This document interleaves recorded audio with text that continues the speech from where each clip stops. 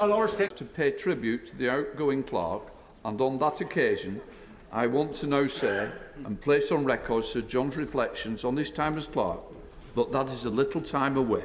I will ensure arrangements are made to appoint his successor in plenty of time to allow a smooth handover. Before we come to Prime Minister's questions, I would like to point out that the British Sign Language interpretation of proceedings is available to watch on Parliament Live TV. We start with questions to the Prime Minister. Philip Hollowburn. Number one, sir. Prime Minister. Mr. Speaker, I'm delighted that President Zelensky is here in the United Kingdom today. It is a testament to the unbreakable friendship between our two countries, and I'm proud that we are expanding the training for Ukrainian forces to include jet pilots and Marines and ensure that Ukraine has a military able to defend its interests today and into the future. Mr. Speaker, this morning I had meetings with ministerial colleagues and others. In addition to my duties in this House, I shall have further such meetings later today. Philip Hollowburn. Slava Ukraini. President Zelensky, we salute you. This year, the start will be made to the rebuild of Kettering General Hospital. Northamptonshire Police will reach 1,500 police officers, the highest number ever in its history. And Kettering is set to become one of the best connected towns for ultra-fast broadband in the whole country, thanks to City Fibre's investment. Together with the Prime Minister's pledge to halve inflation and tackle the NHS backlogs, isn't it time to tackle head-on the doom and gloom peddled by those who want this country to fail?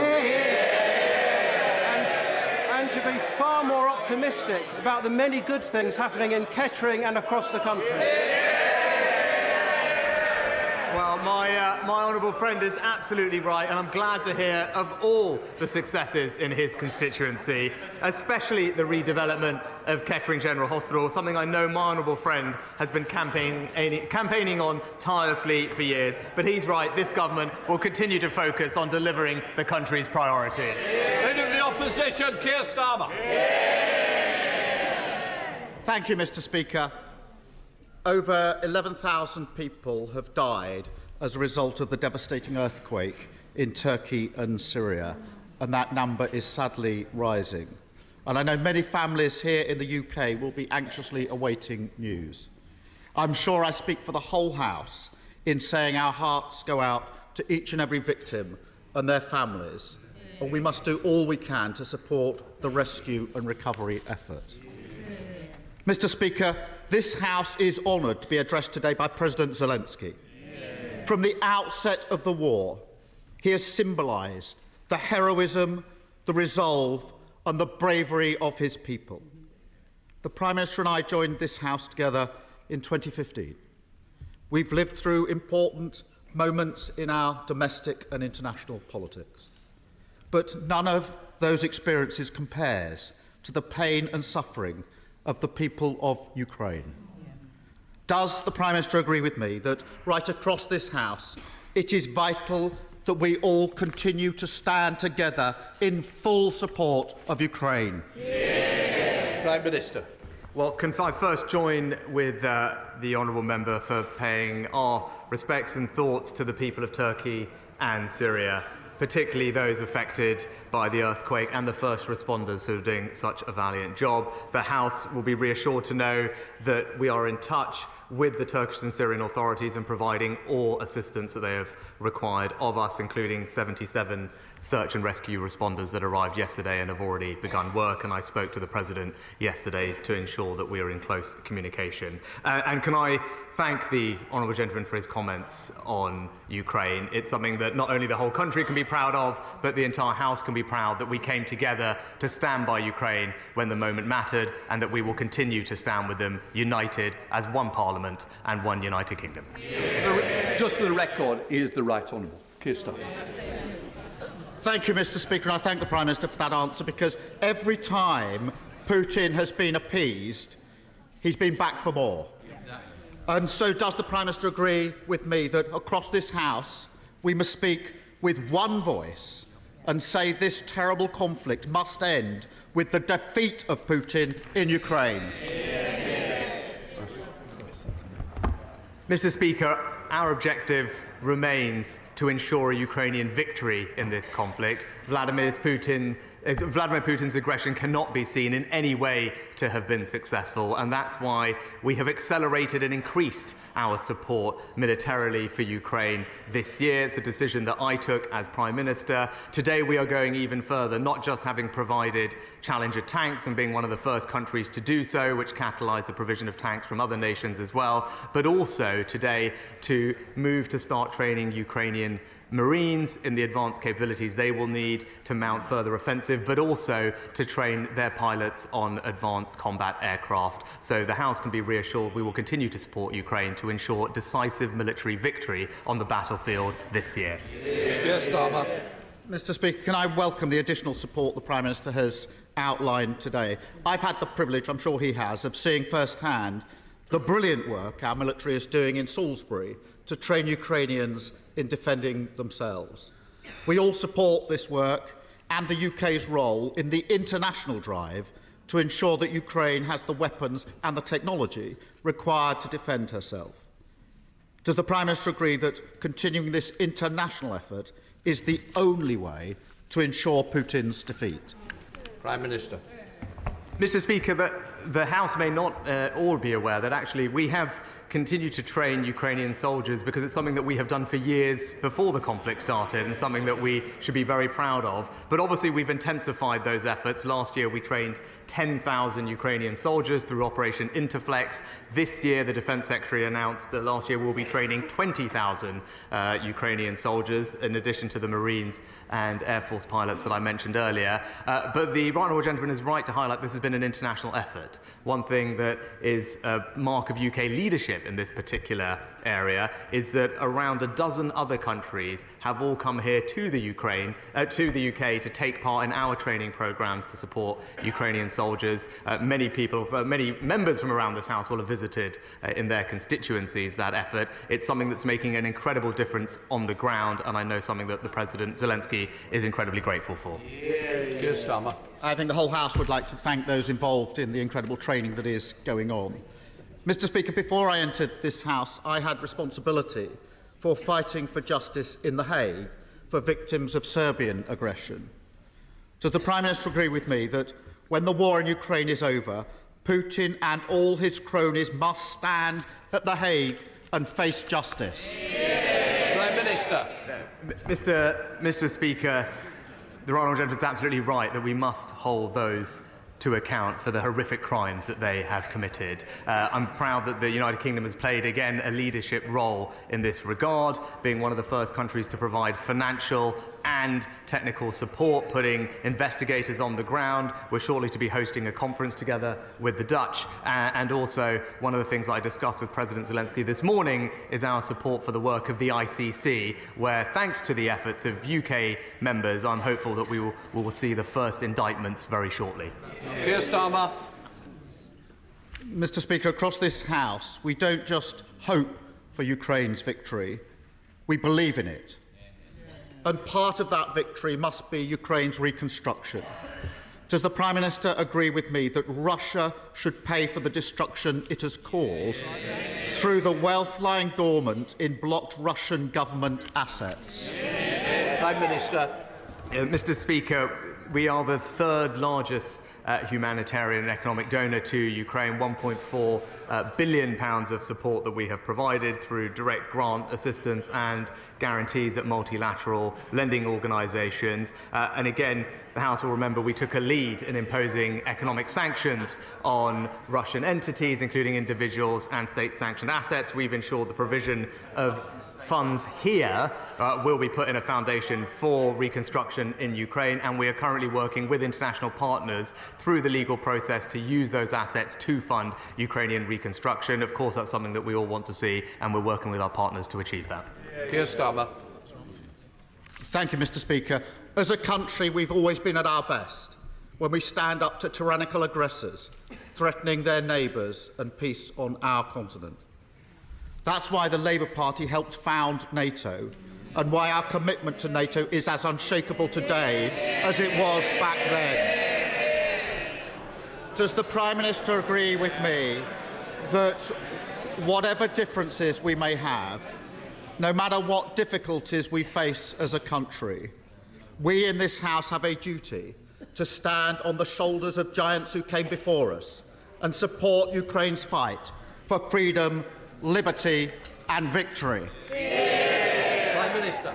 Well, Mr. Speaker, we remain the leading European ally in NATO, as we always have done.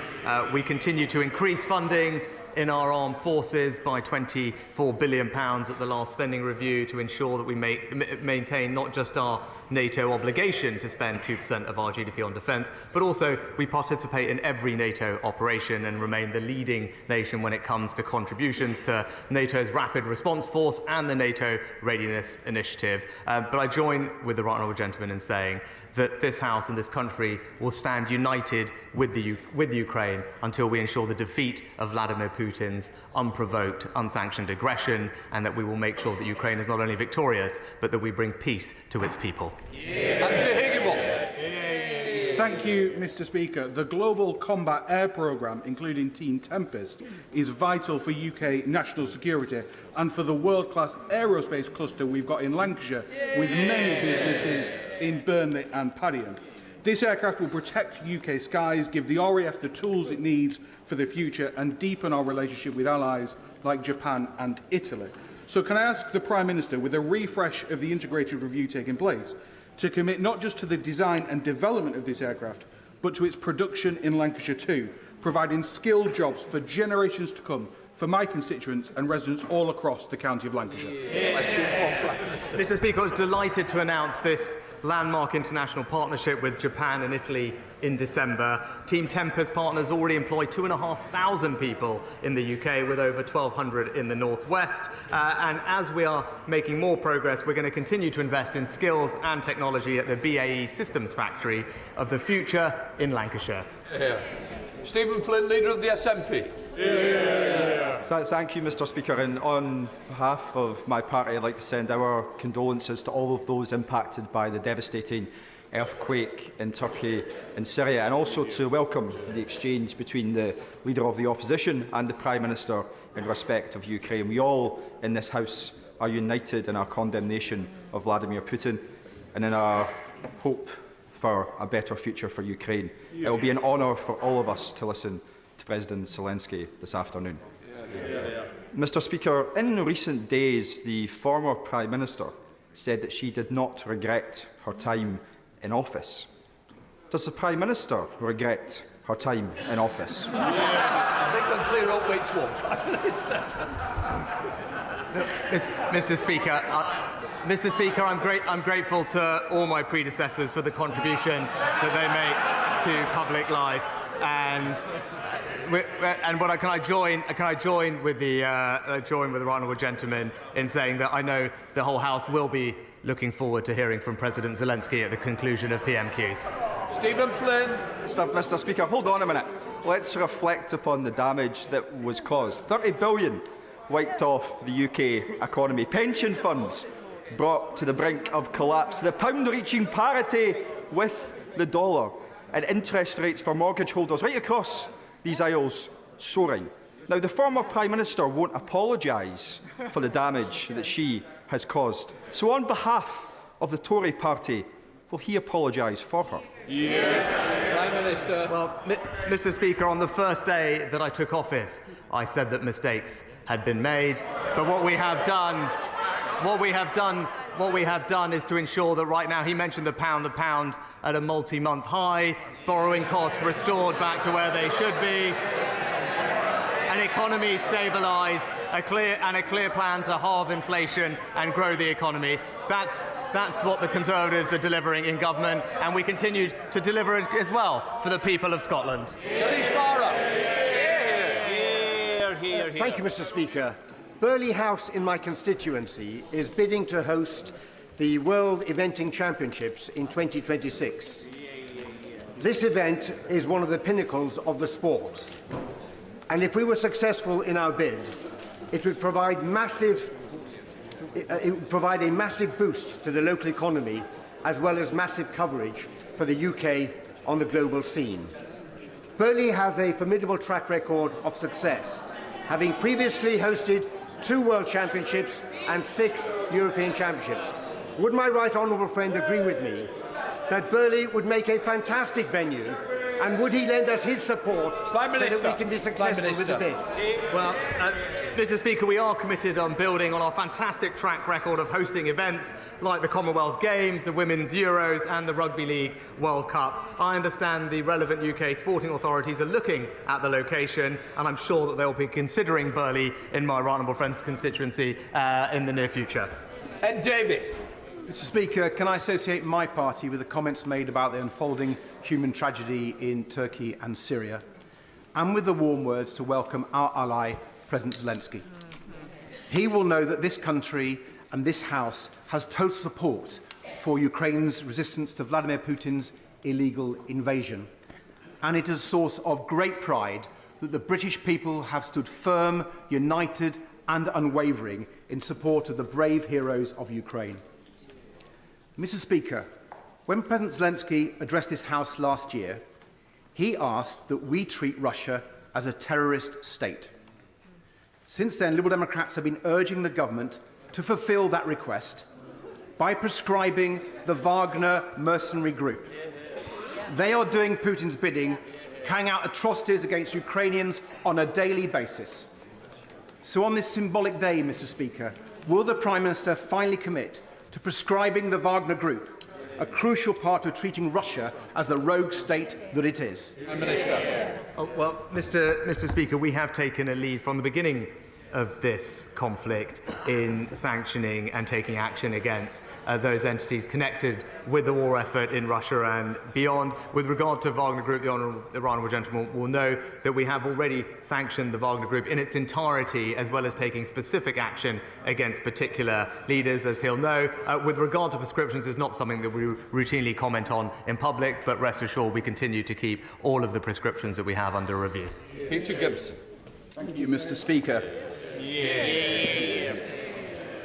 22 years ago this month, a good friend of mine died from AIDS. Had he been tested for HIV, I am confident that with the medical advances we have made, he would still be alive today. As my right honourable friend will know, this week is HIV testing, and I welcome the government's ambitions to end new infections by 2030. Can I ask my right honourable friend to thank the Terence Higgins Trust for their incredible work? And will he look to extend opt-out HIV testing to more areas of high prevalence so that we can help discover more undiagnosed cases? Prime Minister. Well, can I thank my honourable friend for his incredibly thoughtful question and express my sympathies to him on the loss of his friend, and join him in paying tribute to the work of the Terence Higgins Trust, as I know the whole House will also join me in doing. They do fantastic work, and I look forward to talking to my honourable friend about what more we can do to spread HIV testing and prevent more people from needlessly suffering. Dave Dugan. Thank you, Mr. Speaker. The UK Government's fiscally illiterate electricity generator levy will choke off billions from future investments in renewable energy projects, the kind of projects that my Angus constituency excels at delivering. This investment will find its way to more favourable jurisdictions, putting thousands of green jobs in Scotland and our energy transition at risk. So will the Prime Minister commit to scrapping this environmentally and economically damaging tax, or will he instead confirm that he and this latest Chancellor know the price of everything and the value of nothing? Prime Minister.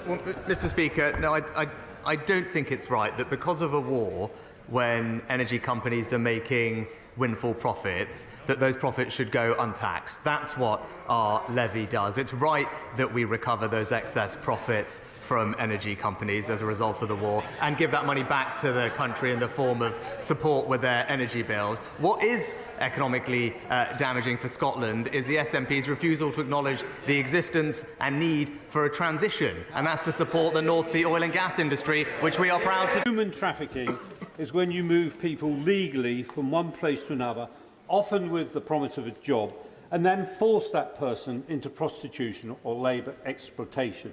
It has nothing to do with people who come illegally here in small boats. That is smuggling. A third of all human trafficking in the United Kingdom occurs wholly within the borders of the United Kingdom.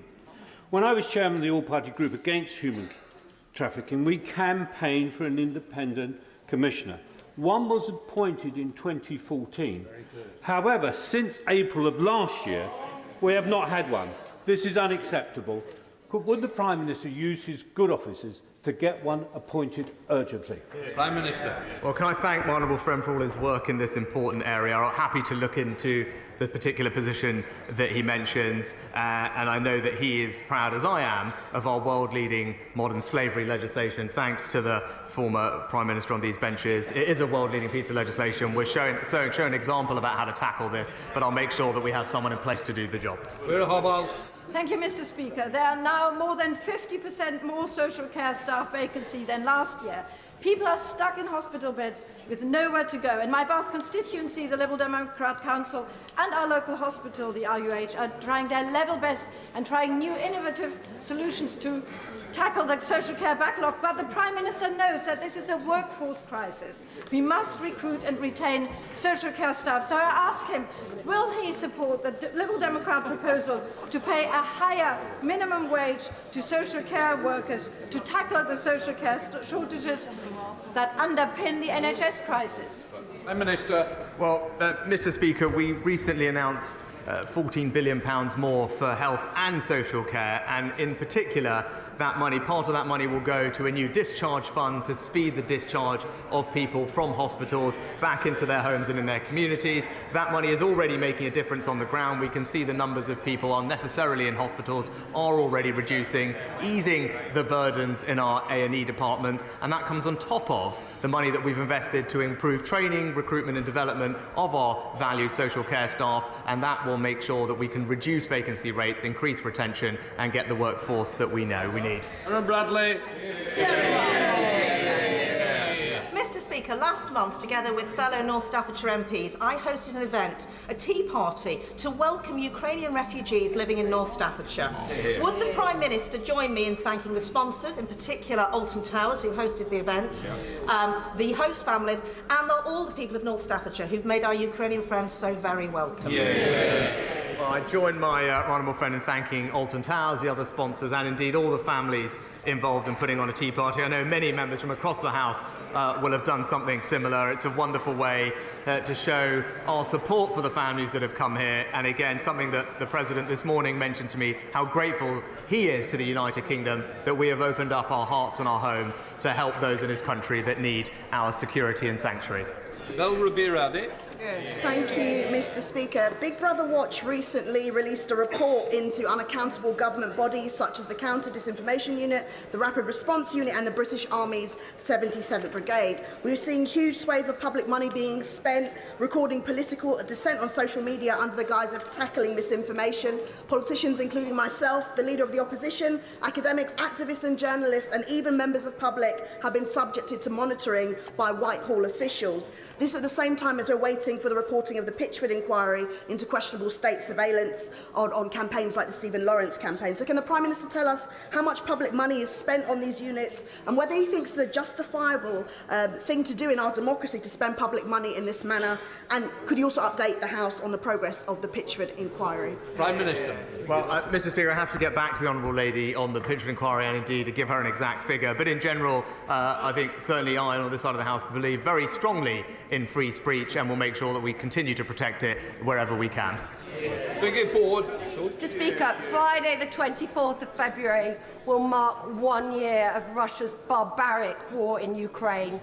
Thousands of people have been killed. Over 1,000 children have been killed or injured. So will my right honourable friend, the Prime Minister, call for a national minute of silence on that day so that all across the United Kingdom, the people here can show their unending support for the people of Ukraine? Minister. Well, can I thank my honourable friend for all the work that she has done in her previous roles to ensure that we provide appropriate support to those in Ukraine. I thank her very much for her suggestion. I'm sure it's something that we are considering as we speak, and there will be many other ways that we can mark that moment, not least as an international community continuing to show united condemnation and isolation of Russia. Terry McCarthy.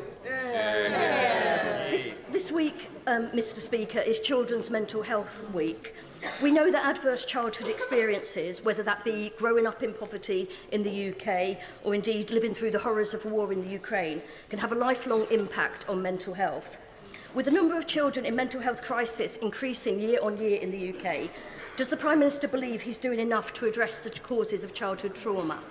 Prime Minister. Can I thank the honourable member for her question and let her know that we are doing more to make sure that the extra money we're putting into tackling mental health is particularly focused on young people, where we've seen a very startling increase in the number of young people presenting with mental health conditions that we all would like to arrest and reduce. That's why we're putting more mental health community support into schools and colleges across the country. That's being rolled out as we speak. And also just the other week we announced more money for crisis centres and urgent treatment centres in the mental health space in 100 different communities around the country, which will make a difference. Richard Graham. Mr. Speaker, this country's military and diplomatic support for Ukraine is strong and has strong support across the country. Less well known is a programme that has gone on for a decade, led by the Westminster Foundation for Democracy, to support the Verkhovna Rada, or Ukrainian Parliament. So does my right honourable friend agree that should this country host a reconstruction conference with the Ukrainians to discuss how Ukraine can win the peace, that the Foreign Office and the Westminster Foundation and other bodies can come together to see how we can help President Zelensky in the next stage of his country's development? Prime Minister. My honourable friend makes an excellent point, and as we look forward to hosting the reconstruction conference for Ukraine later this year, I'll make sure to take up his suggestion and involve all those organisations that can provide support to us and ultimately make sure that we can rebuild Ukraine in the way that it deserves. Richard Ford. Thank you, Mr. Speaker. The government will want to help maintain popular backing in the UK for our support to Ukraine, including by helping people with their energy bills. More than 40,000 people across Devon live in homes that are off the gas grid. They're on the rural equivalent of prepayment meters. They need the money up front in order to pay for their heating oil and for their alternative fuels.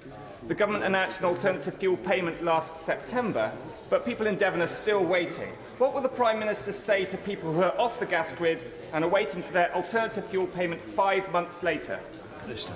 Well, Mr. Speaker, we specifically considered people who are off the gas grid when designing the energy support schemes that we put in place, which is why the bulk of the support was delivered to those who had electricity meters to ensure it reached people like he mentioned, including many of my own rural constituents as well. That money should be getting to them. I'll make sure that it moves as quickly as possible. But we also put in place the local household support fund to provide discretionary funding that local councils can give to those households who are most in need. Dr. Kieran Miller.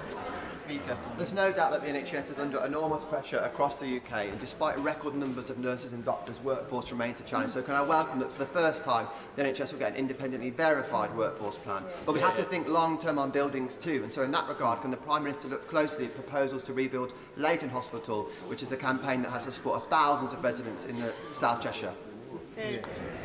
Prime Minister. Well, Mr. Speaker, I know that Leighton Hospital has been allocated over £44 million to address some of the immediate issues at that site, but I also know that the honourable friend is keen to ensure continued investment in his local hospital, and I know that the Department for Health are looking at more hospitals to join the new hospital programme, and I'm sure that they will have heard what he said, indeed the voices of his constituents too. Liz Twist.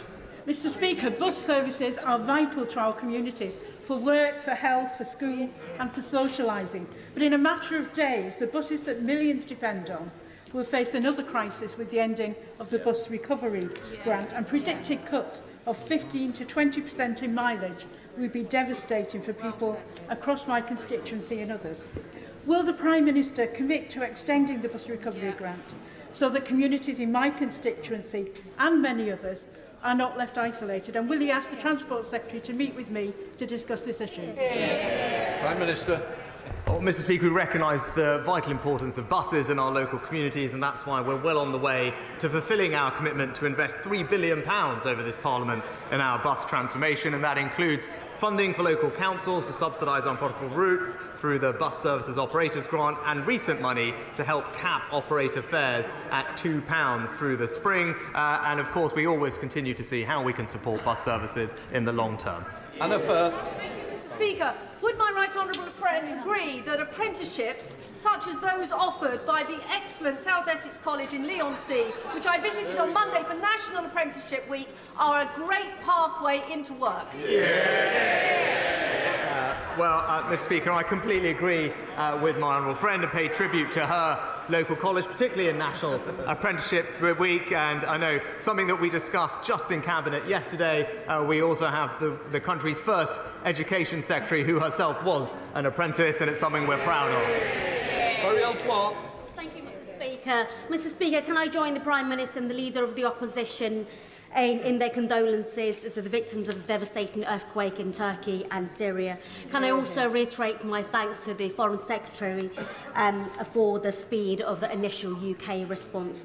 Mr. Speaker, but as we enter the third day of the earthquake, the bitter cold, unforgiving weather means that the likelihood of pulling more survivors from the rubble becomes less and less likely, and the immediate humanitarian impact is devastating. So can I ask the Prime Minister when we can expect an announcement on what further aid his government will commit to relief efforts, and what discussions he is having with his international counterparts to ensure our response meets the scale of this crisis? Prime Minister. Yeah, can I thank the Honourable Lady for her question and join her in paying tribute to the Foreign Secretary for the work that he's doing. So I spoke to President Erdogan yesterday to reiterate our commitment to provide Turkey with what support they need. Right now, that is search and rescue. She's right, we are in that vital window at the beginning of a situation like this, which is why our search and rescue teams are on the ground providing that assistance. The Foreign Secretary is also speaking to his counterpart at the United Nations